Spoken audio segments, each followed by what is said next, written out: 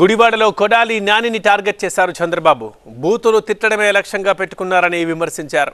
గుడివాడలో తన హయాంలో కట్టిన ఇళ్లను వైసీపీ ఖాతాలో వేసుకున్నారని చంద్రబాబు ఆరోపించగా కొడాలి నాని దానికి కౌంటర్ ఇచ్చారు.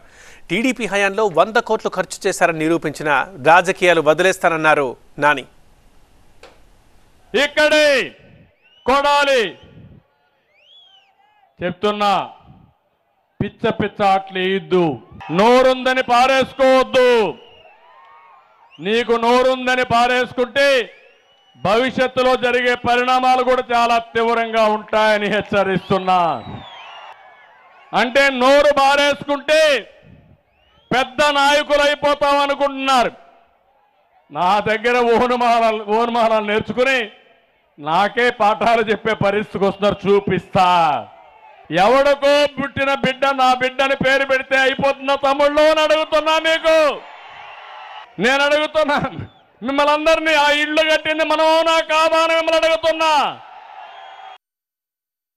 23,000 మందికి ఈ గుడివాడ నియోజకవర్గంలో ఇళ్ళు ఇచ్చాం. 1,200 కోట్ల రూపాయలు ఈ 5 సంవత్సరాల్లో జగన్మోహన్ రెడ్డి గారు ఖర్చు పెట్టాడు.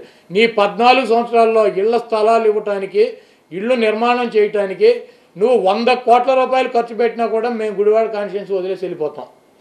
నేను అసలు పోటీనే చేయను. నీకు దమ్ముందా చంద్రబాబు, నువ్వు నా సవాల్ స్వీకరించగలవా? తెలుగుదేశం పార్టీలో గంజాయి వనం ఎన్టీఆర్ అని చెప్పి ఆయన ముఖ్యమంత్రి బాబు ఎందుకు తొలగించావు చెప్పు?